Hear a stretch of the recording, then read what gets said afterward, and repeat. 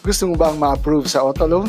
Ito ang mga tips at factors na nakakaapekto sa credit score mo. Manood ka.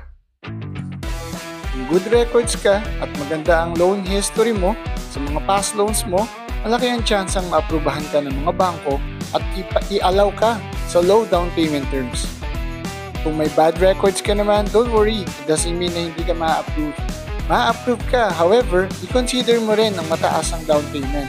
Meaning, mas paliliitin natin yung amount of finance or yung may iwan sa SRP ng unit nang sa ganun makonsider pa rin ng mga bangko na i-approve ka for auto loan. Next, co-maker. Mas mataas ang chance ma-approve kung may co-maker ka. Kapag married ka, automatic, ang co-maker mo ay si spouse.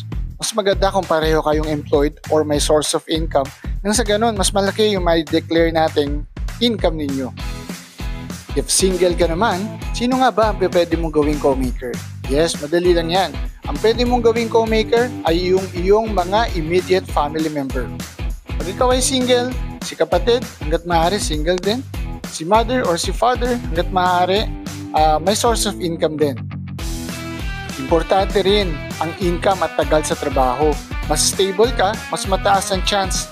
At kung business owner ka naman, dapat may DTI or mayor's permit. At advantage din kapag mag-present tayo ng 3 months bank statement at mas magtiwala sa iyo mga bangko. Matagal ka na ba sa tinitirhan mo? Yes, isang factor na tinitignan ng mga bangko ay kung gaano na tayo katagal sa present address natin. Mas matagal tayo, mas magtitiwala sila. Mas mabilis din ang process kung kumpleto agad tayo sa mga documents tulad ng mga IDs, income documents, proof of income, Meralco bill. Yung mga bagay na yun, alam ko, minsan hassle. Pero come think of it, mas kompleto tayo, mas uunahin ng mga financial institutions na i-process ang documents natin.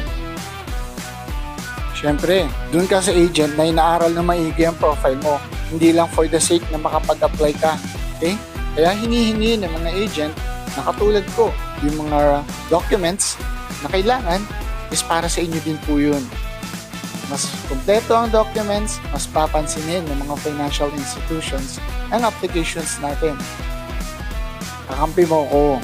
So don't worry, before natin ipasa, ayusin natin yung profile mo at patatasin natin yung chance na ma-approve ka. So what are you waiting for? Click the link below to apply for auto loan. Gusto mo bang ma-approve sa auto loan? Ito ang mga tips at factors na nakakaapekto sa credit score mo. Manood ka. Kung good records ka at maganda ang loan history mo